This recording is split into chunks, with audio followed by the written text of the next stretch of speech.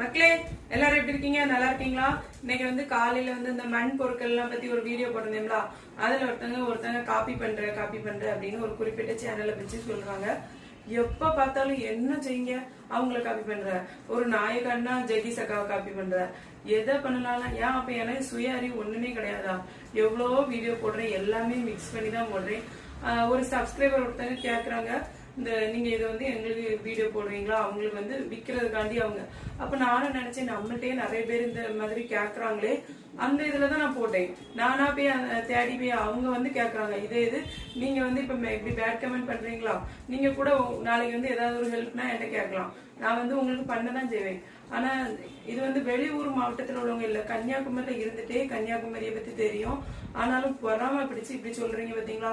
மனசு ரொம்ப கஷ்டமா இருக்கு பாத்துக்காங்க. ஏன்னா நான் ஒவ்வொரு நாளும் ரொம்ப கஷ்டப்பட்டு தான் வீடியோ போடுறேன்.